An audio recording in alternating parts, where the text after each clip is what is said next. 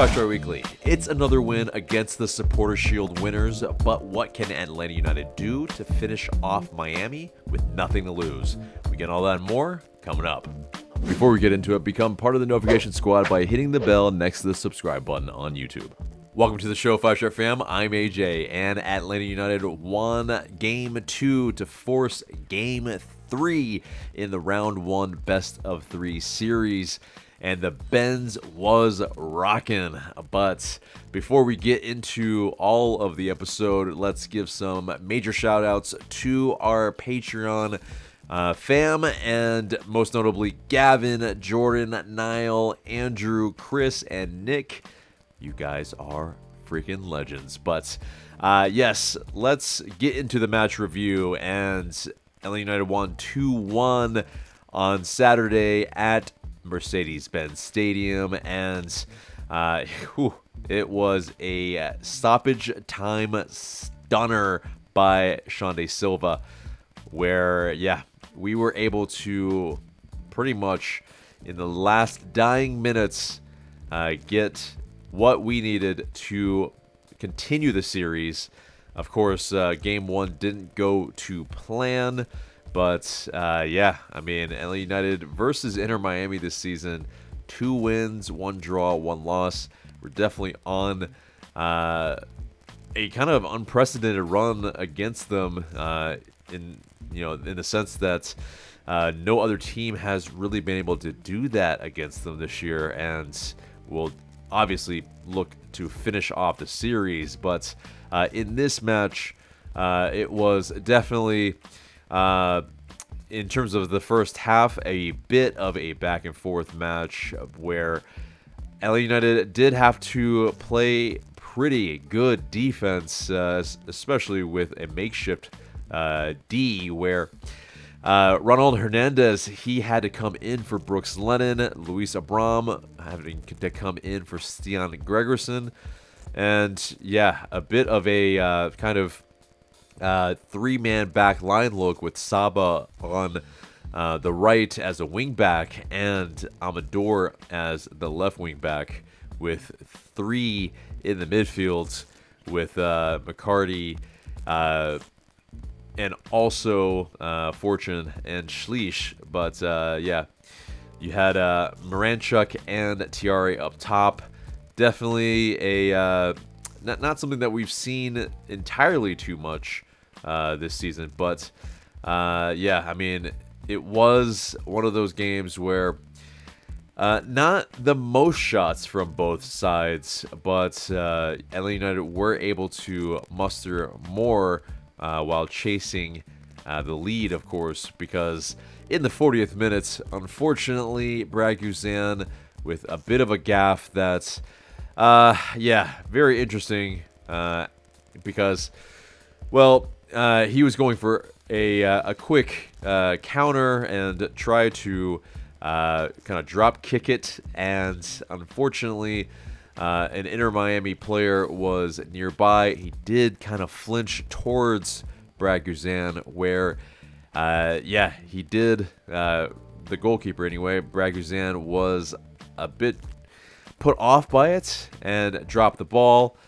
And, unfortunately, the ball found its way to David Martinez, and he was able to lob it into goal out of the reach of our defenders.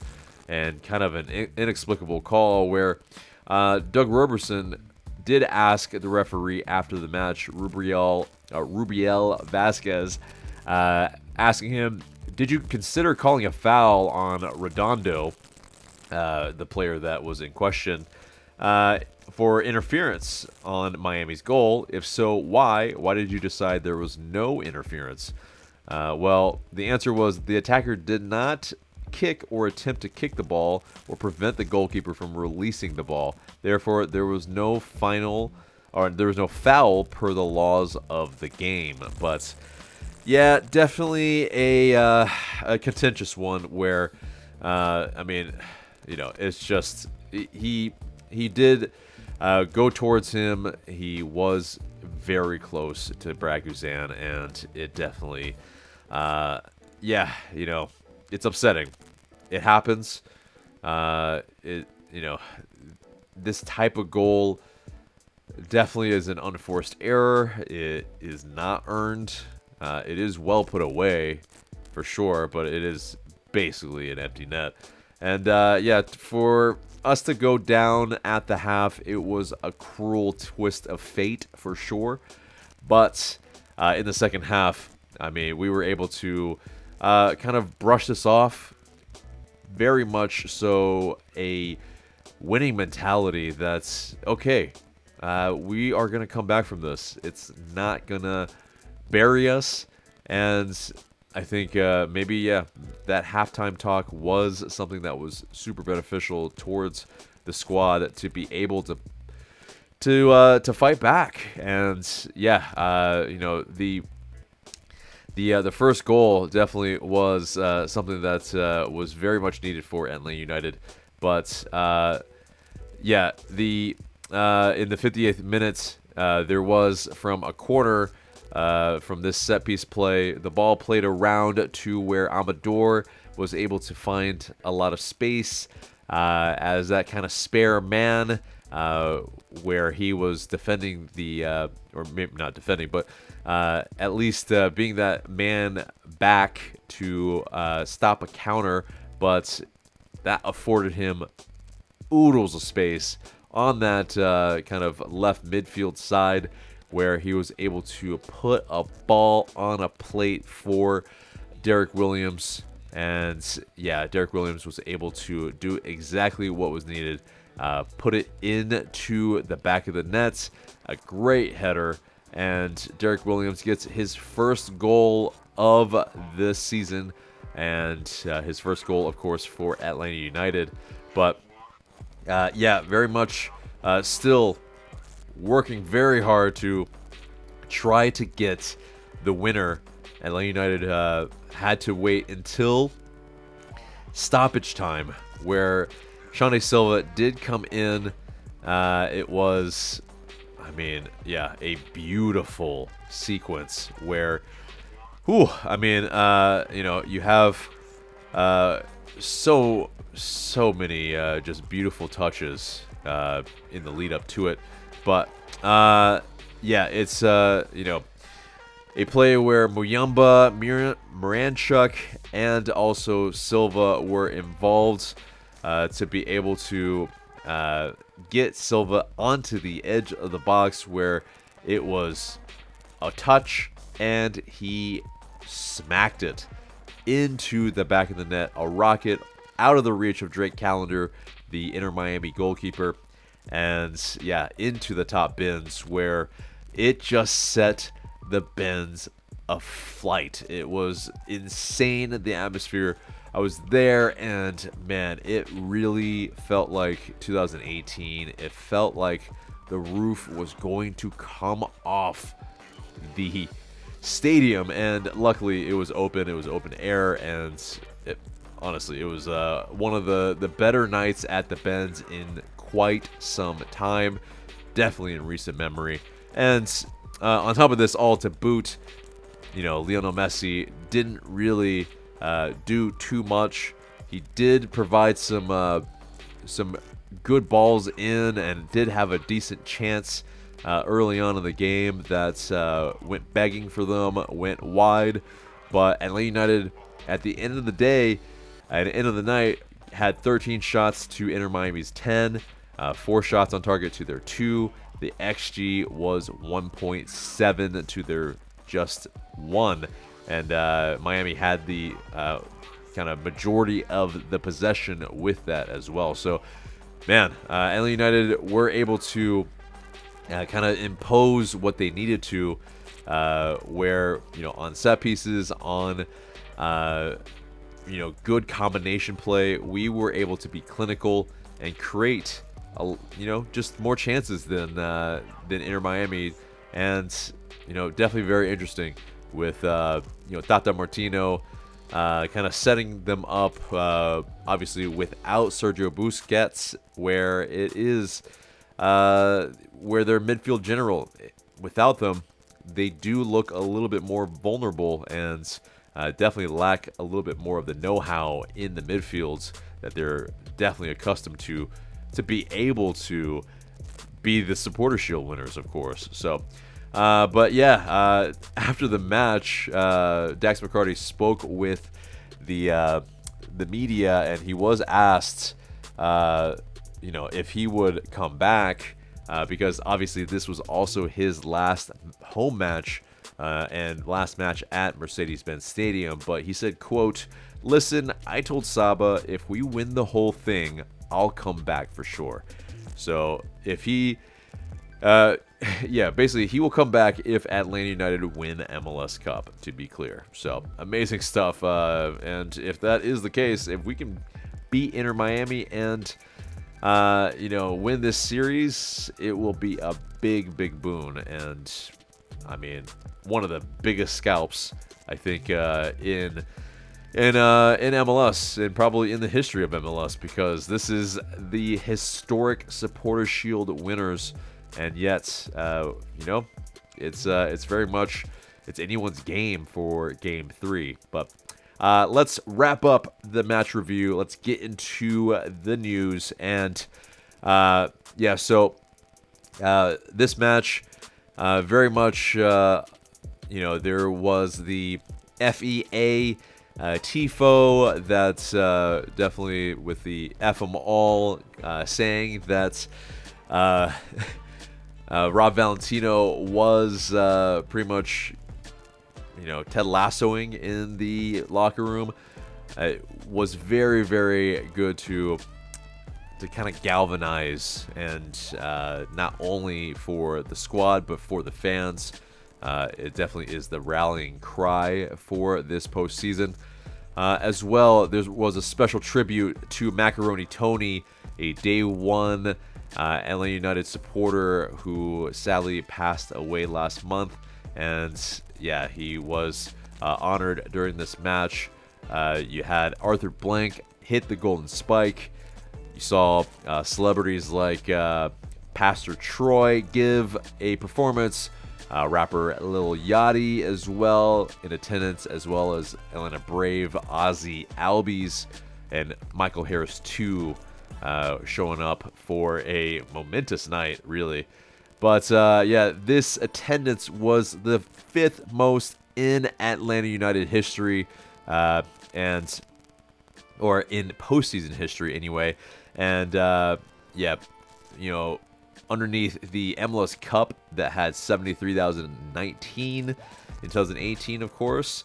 Atlanta United in other matches in 2018, 70,526, 70,016 in November of 2018, and November of 2019, 69,274 for that one. So definitely very, very at least paid attendance wise, well attended. But Rob Valentino, he said after the match, "It was everything I dreamed that it would be and basically he said, when that crowd gets going, there's nothing like it. I can remember being in here for the first time and watching Miguel Almiron and Joseph Martinez break out in transition, and the crowd gets crazy. It's so loud." And he also said, "After we score the goal and they're walking back to the half line, I was trying to recompose myself and also make sure that we were solid again for another minute, but it felt like a lifetime. I'm grateful for the people that showed up. It was an unbelievable moment, to be honest." And really, it felt surreal for sure. It felt like a throwback kind of game. But McCarty, he also spoke with the media, and he said, "We're in a good run of form. We're playing with no fear. We're playing like we have nothing to lose." And I love that. I mean, obviously, I wish it would have been a little bit more during the season, but that's in the past, and it's a new tournament now. We're confident, and we feel like we can go down there and win.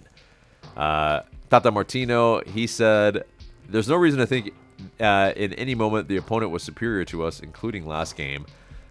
In the final 15 minutes of the first half of Game 1, the opponent controlled the ball better. Today, we barely felt it. Maybe in the beginning of the second half, but I'm not too convinced. Very interesting. So, yeah, he is expressing calm. And, yeah, I mean, it definitely is super interesting that, yeah, I mean, he's trying to instill some confidence into his team. But he said, quote, there's a lot of hierarchy in this team with a lot of players who've gone through much more difficult situations than this. And we also have a way of playing that we've never changed. And, yeah, he also said, we would have wanted to end the series tonight. We did nothing different based on Game 1 or the artificial turf or anything. The guys we used performed, they played, and I'm very satisfied with what they did, even though we're very frustrated with the final result. But, yeah, McCarty, he also said, when Shonday scored, man, I said this earlier, but thankfully for Arthur, the roof was open. If it was closed, it would have blown the roof off the place. That's how loud it was. I mean, just incredible. Yeah, I mean, Shonday Silva, that goal, I mean, I could barely hear myself in the stadium. It was just scenes. But, yeah, so, Valentino, he also said that the way it goes down is just wild. I guess that's our story this year. Or maybe every year. I don't know. We make things interesting, don't we? So, yeah, it definitely is a game that will be very much up there in Atlanta United history as one of the best wins for sure. But, yeah, definitely curious what you think. Is it one of our best, if not the best, wins in Atlanta United history, considering it's against the GOAT? Besides the, MLS Cup win? Let us know. But, yeah, other bits of news. Atlanta United announced that defender Brooks Lennon had successful surgery to repair a dislocated left shoulder. His rehab process will determine his recovery timeline. However, Lennon, he'll be out for approximately the next 4 to 6 months. So he most definitely will be out for, the start of next season for sure. It will be very close, and if he is ready for the start of the next season, I will be surprised. But next bit of news, Stian Gregerson called up for Norway's upcoming Nations League games against Slovenia and Kazakhstan. And, definitely congrats to Gregerson for making the Norwegian national team for that international break. But that does it for the news, and it gets us to the mailbag. And you guys send in these questions through IG Story and Discord. Please continue to do so, and we might answer your question in the future. But, first question comes from our highest level Patreon tier member, or one of them, Gavin. He says and asks, 1 or 2 reasons why Atlanta United will win MLS Cup.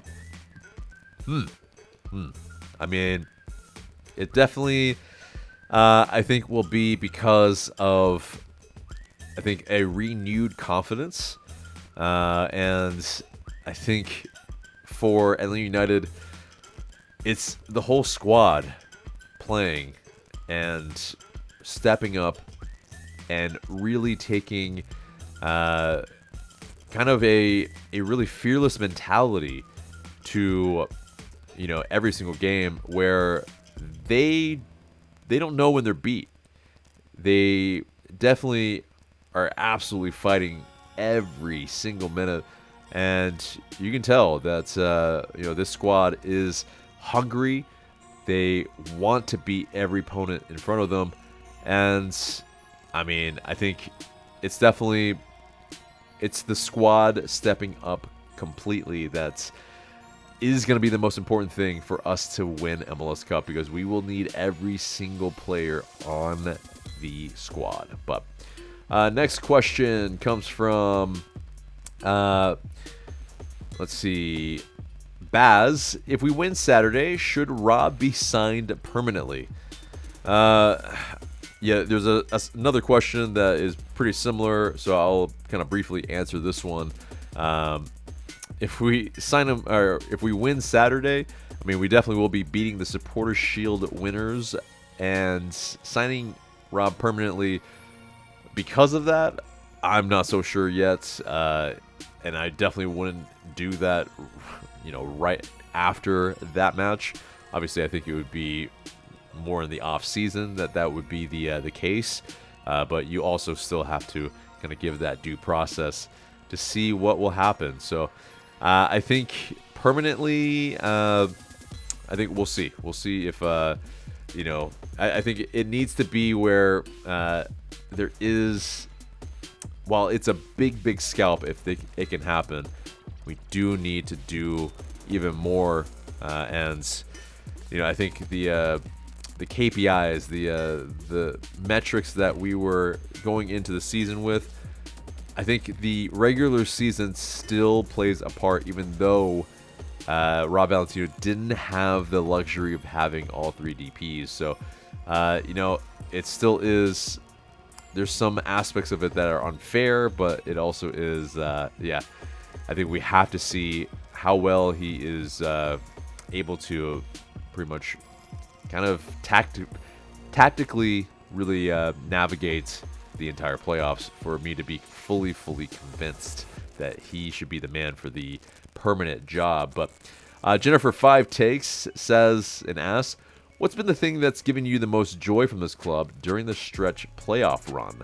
Hashtag positive vibes. The thing that's giving me the most joy, I think, is seeing that the fans are, definitely bought in and at least believing again. And I think that really is the X factor for Atlanta United is when Atlanta United can play to potential, the fans are going to show up. The fans will be loud. I think we've proven that year after year. It's just a matter of you have to, as the front office, the club has to produce and has to hit on the majority of their signings and have the team play well. I think that's the aspect that really I think galvanizes the fans, and I think that's what's giving me the most joy is seeing fans happy. But Indomitable 17 asks, if we do the unthinkable, then what will you do? Definitely not going to Disneyland. That's Orlando, so won't be happening. But or World, either way. But but I think for in terms of what I would do, you guys are probably expecting some sort of if they win, then I'll do this or that. I mean, how about this? Yes, we'll go with this. If we win MLS Cup, I will buzz my hair. Okay? So, if we do that, it will happen. All right, so, let us know what you think is a possibility as well of what you might want me to do. Within reason, we can consider it. But, So, last question comes from Grego, and he says and asks, primary question, would it be a slight if after all this we still kept Robbie V but for Atlanta United 2? Like, he should be managing instead of just being an assistant, but I'm not sure he gets an especially great situation out on the open market. So I wonder how he falls out for next year. Maybe we keep him on board and keep building up experience. Would it be possible to manage Atlanta United 2 and still be an assistant for the first team? So I think keeping Rob Valentino and hiring somebody else, I'm not so sure is going to be the case. I think it's going to be either or. I mean, Rob Valentino has experience now, and I think he's going to want to try to catch on if he's not the permanent manager for Atlanta United. On the open market, I mean, I think he could help, some other teams in the league. And, I think he's got some ability to be kind of a player's coach. But I think what we really want to see is, does he have the tactical acumen to be able to go up against the best in the league?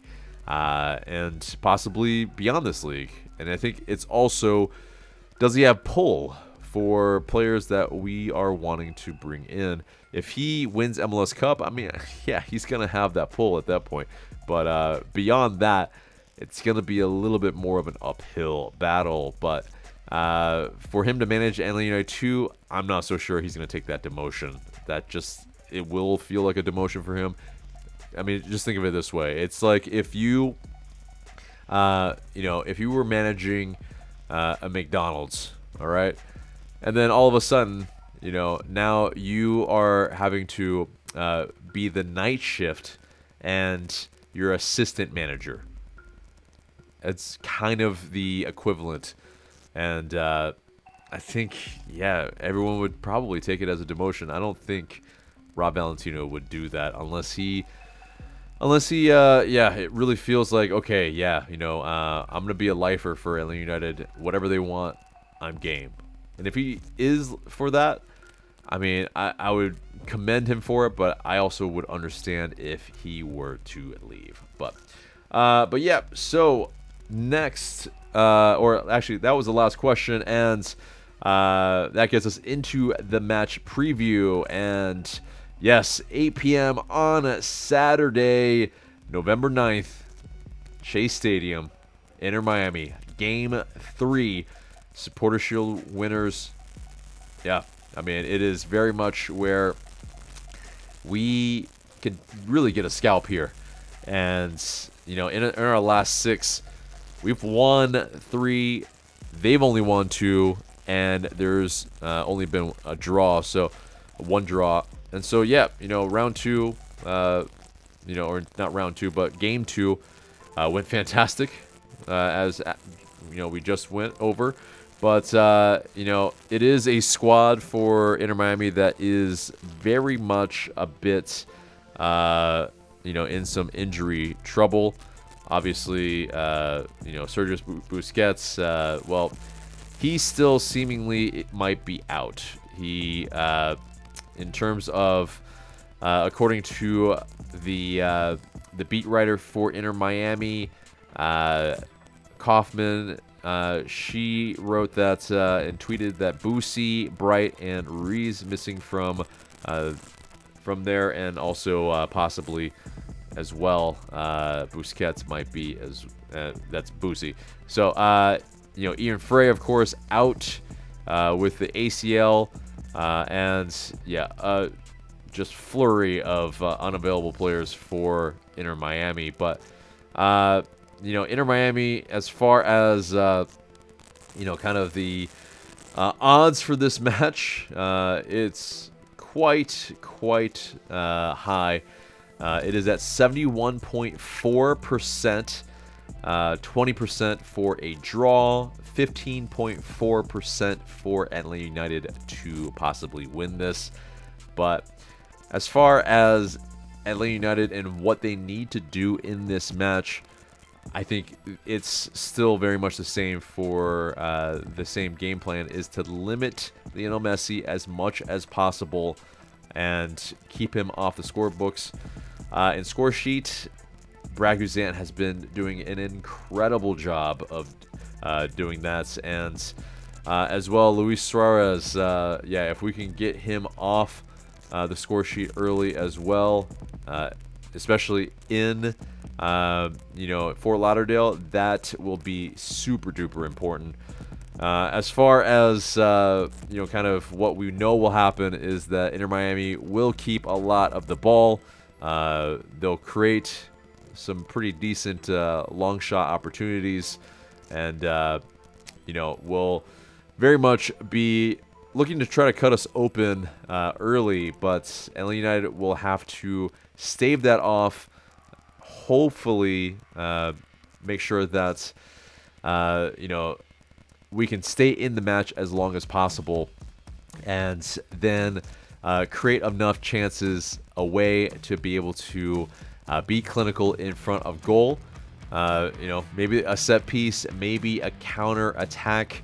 It definitely will be one of these that we will have to take advantage, at least multiple times, really. But yeah, aerially as well, we have been pretty dominant. And so I think, if Stian Gregerson can play, it's also something from a set piece that we will be quite dangerous, or even from open play with, the service from Pedro Amador. But, yeah, as far as, I think one of the main things is that we really have to be clinical. We have to score. We have to score a lot, I think. At least more than one goal.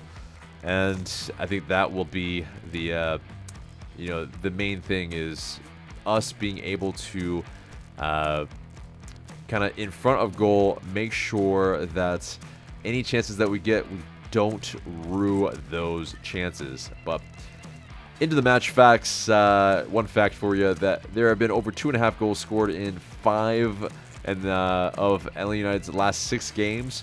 So there will be more than 2 goals, that's for sure. But yeah, Atlanta United will be out of in terms of unavailable players. Edwin Mosquera, he's out. Quentin Westberg, concussion protocol, still out, and Brooks Lennon, of course, with the shoulder separation in which he had surgery. So let's get into the predicted starting 11. And Braguzan between the sticks, of course. Hernandez and Amador as the fullbacks. Will we be able to, will we play with wingbacks? Will we play with 3-man back line? It'll be interesting. But I think Gregerson, if he's healthy, he will be paired with Williams. And into midfield, Schleich, McCarty, Fortune has been great in crowding it, stopping Lionel Messi from getting a ton of space. Saba, Moranchuk, either as the wingers in a 4-3-3, or Saba as one of the wingbacks. But I think there was some effectiveness in that setup, and yeah, Jamal Tiare at the striker position up top. So yeah, I mean, Rios has been coming on, giving some energy and being able to kind of hold on to the ball for us if we need to.